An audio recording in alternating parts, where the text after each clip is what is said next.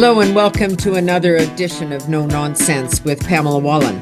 So, is Donald Trump's invitation, quote unquote, to become the 51st state, is it an insult, a joke, trolling a prime minister he doesn't like, or a concept that actually might have a kernel of possibility in it? Economic union. I think we've heard that idea before. And one place we heard it was in a book written in 2013 by our guest, Diane Francis, a cross-border writer and author. You've got probably dual citizenship, don't you? I do From the indeed. old days? Yeah. Yes. She's cross-border in the truest. So she wrote this book called Merger of the Century. So we thought we'd go back and really talk about some of the ideas. Welcome. Great to see you, Diane, and thanks for doing this. Good to see you, Senator Wallen. It's good. Yeah, Diane and I know each other, so she's just saying that whole senator thing just for So let's take a look at this. In the first place, what do you think Donald Trump is doing before we get into the meat and potatoes of it?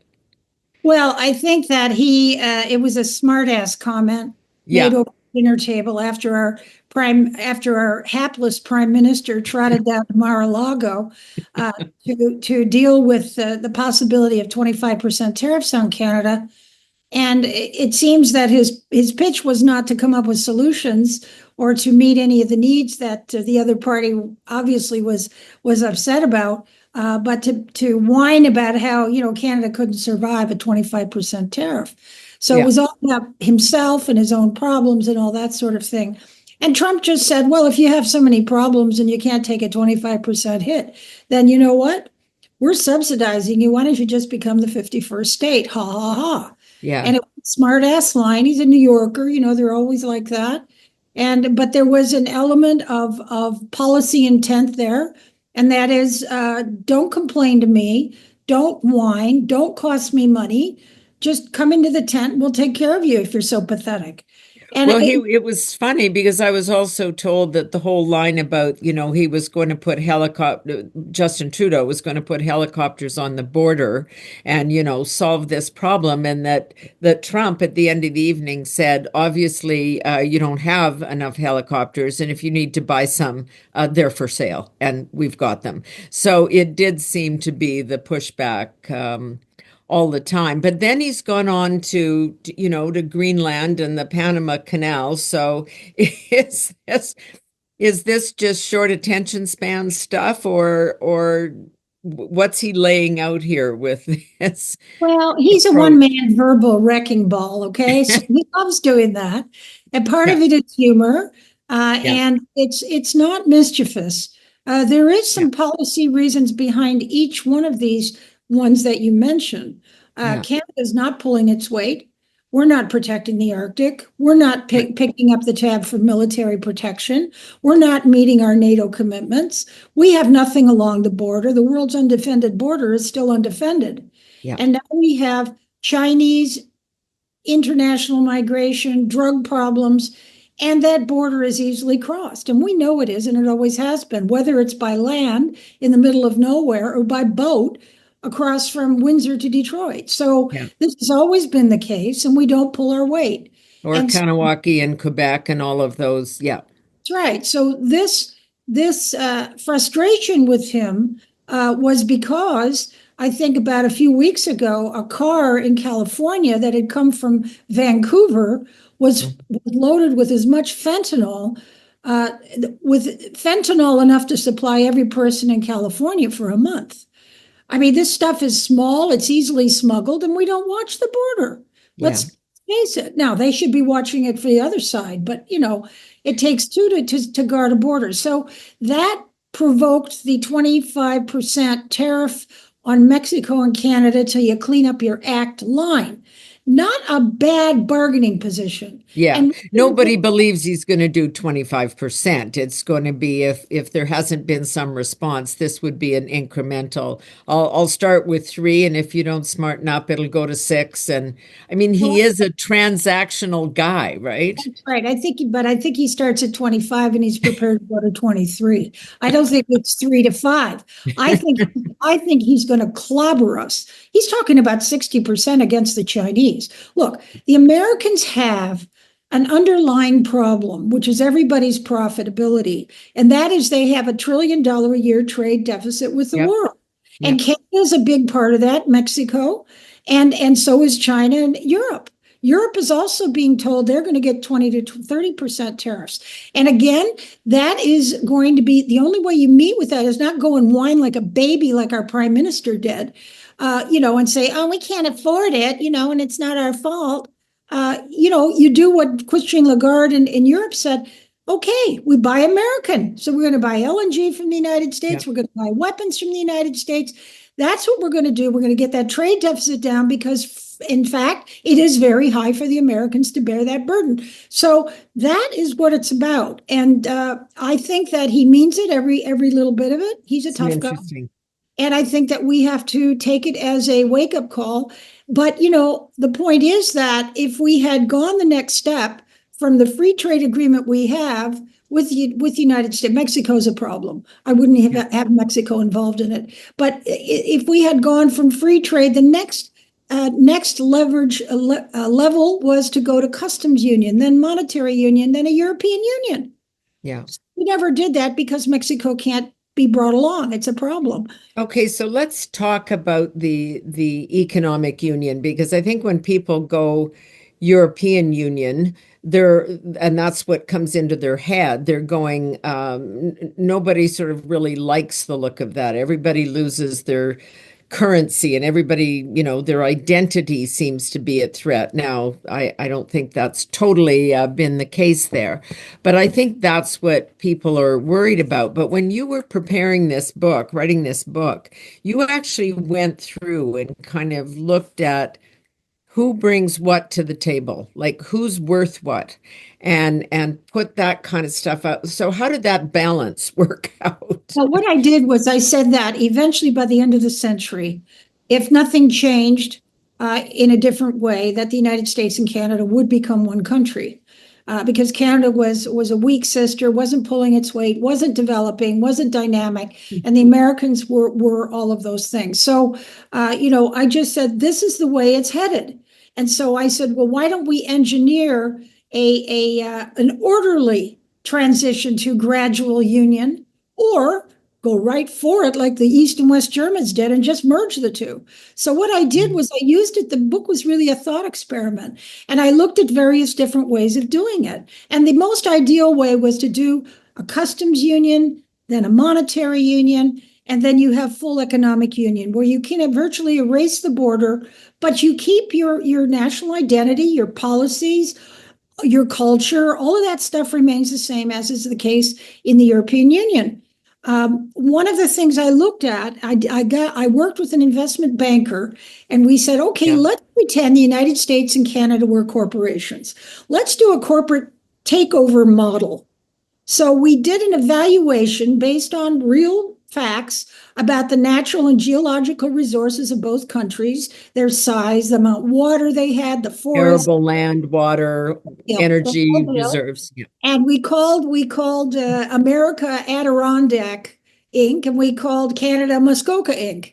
And we said, okay, let's merge these two asymmetrically sized entities. And what we did was, in adding up the various assets, what we came up with, this is rough, is that Canada was certainly geographically as big as the United States. So to even say it should be a state is ridiculous. Yes. It's bigger than the United States, or nearly as big as slightly bigger than the United 50 states.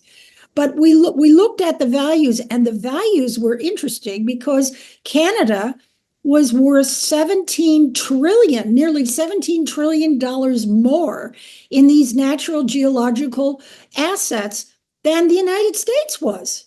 And so, but we have higher oil reserves in the US, just simply 3 times more, but we have more water, but you value these things differently. Okay. So, and arable land and all the rest of it. So we looked at it, and if the two were going to merge, in other words, Canada would become part of the United States in a takeover type situation, the United States would have to pay Canadian shareholders $17 trillion, which is about $500 million each, in order to acquire it give it 50%, a 50-50 partnership. So what Okay. I'm saying is we are our country's resource base and potential is worth $17 trillion more than the United States' geographic and geological base. And so for him to say we should become the 51st state is absolutely insulting and really foolish and silly. I mean, it's So, crazy. so no Canadian politician is going to. It did take the prime minister a while, and then his response seemed to be to post a video from Tom Brokaw, a former news anchor in the US who did, Isn't Canada Great when he was up here for the Vancouver Olympics. Pierre Poilievre has said not going to happen. Um, in terms of a formal economic union. But everybody seems to agree that we need to rethink how even the free trade agreement is going to work, whether it's USMCA, CUSMA, we all call it different things. And that Mexico may be on the outside of that we need to wrestle our issues specifically without bringing Mexico to the table. Yeah. What are So the consequences of that? yeah. So when I did this book, I went to school on the trade jargon. Yeah. And basically what we have now is we have a three-way trade agreement, Mexico, US, Canada. And it's really a partial, it's not even a merger, it's just a trade agreement. What I'm saying is the next step up toward some kind of integration is to have an economic union. That means you erase the border completely. That means you have a customs union. That means that all the tariffs apply along the perimeter of both countries. And the border is erased for the purpose of trade and investment. But your country remains separate, your sovereignty. Then you would have a full-blown merger like East and West Germany did, where West Germany paid trillions of dollars to acquire East Germany, and they were politically united. That's not going to work in Canada because our No, system we have is not completely going to work. different political and Yeah, social I mean, systems. who Yeah. wants the crime rates in their lousy healthcare system? Well, and no Canadian politician would ever campaign or present this. They'd be run out of town. Yeah. So what I'm saying is what should happen next, and this would also allow Canada to what should happen next is economic union, not political union, Right. not a merger, but let's enlarge the economic integration, which would give us more economic activity between one another, but retain our sovereignty. And that's what the Europeans have. I mean, Yeah. they have their own sovereignty, they have their own languages, their culture, their customs, the whole thing. And that's what they do. Now, politically, they get together because they have to make decisions about what to do about migrants off the Mediterranean or the Russian situation. And that's different. But in Canada, there's just two of us, and we already get along. And so, what it would also mean, though, that Canada would have to pull its weight in terms of guarding its border, and I'm talking about the Arctic as well. So, Yeah, I want to get to that, to the Arctic, but I remember at the time of 9/11, both of us, of course, were in the US at that point, that there was some discussion about the Americans were so concerned about the fact that the perpetrators of the 9/11 flight bombings had come from Canada. In fact, I don't think they did. They were trained somewhere else, but there have been others, of course, across the border. That what they were saying is, look, we can put a fence around Canada and the US and keep everybody out at the external borders, but that would take the pressure off the 49th parallel, which is sort of a different way of you approaching this one, which is it would solve some of the security concerns and issues, some of the illegal trade of guns and people up their way, and people and God knows what going through our rather porous borders into the States. It would be one way to give some security to that. yes, it not only would spark more economic activity in both countries, but it would also and provide more opportunities in both countries. But it would enhance the security of both countries because exactly that. If you have the U.S. and Canada collectively guarding the entire perimeter of both their countries, it means you can't have things being smuggled in from outside, and you have more vigilance about that. And then people have more freedom to move around and to work and to do business where they want. Let's not forget that I think it was 6 weeks ago, a Pakistani student visa, Pakistani on one of these awful foreign visas that Trudeau hands out like candy, along with free health cards. He was caught taking bombs on his way down in Quebec, on his way to New York to blow up a synagogue in New York City and kill a lot of Jewish people. So we are a problem. We are a problem. We do not do a good job with our own security, and we completely rely on the Americans to do the rest. And we can't do that, and we should probably also help pay for that. But that would make life a lot easier, I think. And the economies would get a boost out of this. There's such resistance, just visceral in Canada, to this idea. I mean, I know Kevin O'Leary is talking about half the population is open to this, but I think it's 6%, not 50 or 51 that would even contemplate the idea. And it's the Americans are having their own issues, like witness the current battle over H-1B visas and allowing people in to work for the big tech companies, and that battle that's going on right now. They're talking about that being, one of the bigger splits in the MAGA world. So there's resistance there too. Yeah, I mean, look, the Americans have a dysfunctional political system, and so does Canada. And putting the two together politically would just be even more dysfunction all around. I don't want any part of their problems, and they don't want any part of our problems. But what I'm saying is that Canada does have to pull its weight. Yeah, it has for sure. to guard its perimeter and its Arctic, or pay the Americans to do it for them. One or the other. And Trump wouldn't care, but as long as it was done. And I think that we also don't want to be a backdoor entry by, unsavory people to go and hurt our biggest trading partner and ally. We don't want to be a part of that. We don't want these people in our society, for goodness sake. So, it's in everybody's interest to look at it. An economic union does not mean, we have to send people to Washington and put up with all the stuff that they put up with. It just doesn't mean that. When you watch people like Danielle Smith, the Premier of Alberta, I mean, she seems to be on her own track and talking directly with people about energy exports and really making that a lot easier, and maybe kickstarting the pipeline project. Doug Ford's taking a slightly different approach and running ads, but saying, we'll shut off electricity if it comes to all of that. I guess part of that is in lieu of having a national response and a national strategy to actually respond to this, other than kind of one-off comments from cabinet ministers. We have a thoroughly incompetent prime minister and government, thoroughly incompetent. And for 10 years, they've neglected military, they've neglected security, they've completely botched up immigration.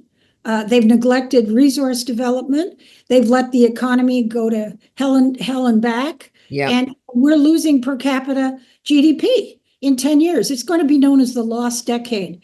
They don't know what they're doing. They're all amateurs. We've got to get business-oriented and economically literate people like the Tories. This is not an advertisement for them, but the NDP sure isn't going to be the answer, or the separatists in there to get this country back on track, because it's got a lot of things going for it. I think Doug Ford and Danielle Smith are both talented politicians. They're very popular in the two most important parts of the country, economically speaking, and Ontario and Alberta carry the nation. Let's not make any mistake about that. Alberta is the Saudi Arabia of the Western Hemisphere. And Ontario has an incredible nuclear capability and nuclear supply chain that is world class, the cleanest grid in the world. and excellent manufacturing. So these are the two cornerstones of the country, and I'm glad their premiers are coming out and speaking, because we don't have a prime minister who's capable of it. Yeah, and I'll throw in a word for my home province where I sit too, because we've got, food and we've got potash to make more of it, and we have energy and we've Oil got too, critical uranium, minerals. Yeah, uranium and oil. absolutely. So, all right, just a couple of words on the 25% tariff. Um, we're already having a huge productivity and foreign and direct investment issue in this country. If there's a 25% tariff, presumably we're going to see a massive capital flee to the US at that point. Why would anybody invest here or even think about it? It's ruinous. It's ruinous, but it got our attention. And it's Hmm. to get us to, that's what Christine Lagarde said when the Europeans were all pulling their hair out Yeah, because of the possibility of up to 30% tariffs on their stuff to the Americans. Said, wait a minute, this is not a crisis. This is when we have to get to work and find out how we can win both sides. And yeah. that means we have to buy more American, period. That's what we have to do. And He's so, just a deal maker, and I think if people could figure that out, of course he's going to do this. I want, I wanted $500,000 for the house. Yeah, I know it's only worth 200,000, but that like everything he does, he treats that way. but let's also make no mistake. He also additionally said, Canada, we're subsidizing Canada to the Yeah, tune of 100 billion a year. Let me tell you where he gets that figure. Some people accused him of making it up. He's not making it up, but it's not a subsidy. What he was talking about is the fact that we have between 60 and 70 billion dollars a year trade surplus vis-a-vis the United States. right. 60 to 70 billion, because oil prices are high. Yeah.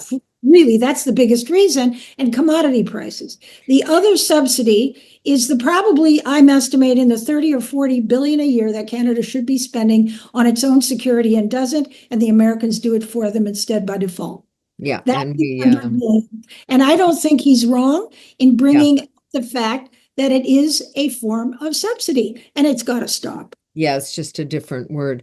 The other thing that's troubling, and we've been watching this for the last several months, is this imposition of a capital gains tax expansion by our government without even any legislation, because the House of Commons, presumably those kinds of things are irritants for people too, and potential investors here. Never mind Canadian citizens who are already having to deal with this and make decisions, costly decisions, without a piece of legislation even present. If you look at the disinvestment that's taken place during Trudeau's lost decade, it's breathtaking. We have had Canadians move their assets and their money to the United States, and we've had Americans and other foreigners withdraw it from Canada. Yeah. So the disinvestment, the I would say damage done to the economy over the course of this lost decade is going to take us years to recover. And of course, they damage the economy. They have to increase taxes. They increase the taxes, and disinvestment increases. So it becomes this fatal, vicious cycle Yeah. that they started with their socialist pals. And it's How ruined. One of the, just before we go, I want a word from you because we've talked about Ukraine before, and we're seeing Joe Biden in his final days try to put a lot of, selling off the border wall pieces or whatever it is. They call it Trump proofing Washington. I'm not sure that will work, but more aid going out the door to Ukraine. Two very different approaches from the outgoing president and the incoming president on what to do. For all his merits as a deal maker, is there something? We've already heard Zelensky start talking about a deal and about maybe forfeiting some turf. Where do you think that stands right now? Well, Trump has done the same thing with vis-a-vis that war, and to a certain extent, Israel's, by establishing a deadline. He said by January 20, when I enter office, Yeah, within 24 hours, this war is going to be over, or there's going to be hell to pay. All we know is that he set a deadline. That's a very smart negotiating tactic. So Zelensky did hint that, okay, if, we will be willing to forfeit the territory they've already taken from us if we get solid security guarantees from NATO and Europe and the United States, that the rest of it can't be And stolen. if you speed up our entry into NATO. And speed it up. Yeah. Exactly. I mean, immediately before. Now, so he's already moved a little bit. Putin has said nothing. Yeah. He had a conversation, reportedly from good sources, with Trump, and Trump said, don't keep escalating. I don't want escalation. He's done nothing but escalate. On Christmas Day, there was such a rain of bombs and missiles and drones. Yeah. It was shocking. And so he's escalating it. I got to believe, I mean, Trump is being made a fool of, and he's also angry. So his chief spokesman came out and said, you keep this up, on January 20th, when we take office, they'll be hell to pay. We're going to give them every weapon they need, and we're going to tell them blast away. So that's kind of where we are now. But Putin is keeping his mouth shut and saying nothing. He's like, the other people are moving in a way that sacrifices some of the things that you would have thought they would die on the hill for. But he's not had to do any of that. But I think that Trump will come down very hard if they don't come up with something. And Putin is obviously distracted with losing his ally in Assad. I mean, yes, he's moved there, but I mean, the focus now is on Iran too. It's really put it back on the core of the problem. Yes, and he's in cahoots with Iran and North Korea. And people have to remember that the October 7th massacre in Israel was done by Hamas, who worked for Iran, and it was done on October 7th, Putin's birthday. And 3 days later, the Hamas terrorists flew to Moscow for a party. So he was behind that. He is behind all of the Middle East mayhem. And so that seems to be crumbling because they couldn't hold Syria. And, let's hope Syria doesn't fall apart again or taken over by another bunch of difficult people. But let's, Turkey's there, the United States is there, and hopefully it'll slowly crawl its way toward becoming a decent country with human rights. So, he is a problem. And but I think that he's already snubbed and snubbed Trump, and everyone knows it, and he knows it too. And I don't think that's going to last. Yeah, I don't think it's going to end well. Diane, it's always great to talk to you. Thank you for doing this. In the middle of what was probably supposed to be a vacation for you, but then you wrote this Substack. So where should people find you and read you? Well, on the Substack, Diane Francis Substack. And you can sign up and you can read all the archive, and it's twice a week. You'll get newsletters. Yeah. They're 4 minutes read, 1,000 words. And then also I'm most Tuesdays in the Financial Post, and it's in Post media papers across Canada. Yeah. And people will be yelling at you, this, about talking about economic union, right? I'm not talking about political union. You have a very good break, and Happy New Year, and we'll talk again soon. Thanks a lot, Pamela. You too.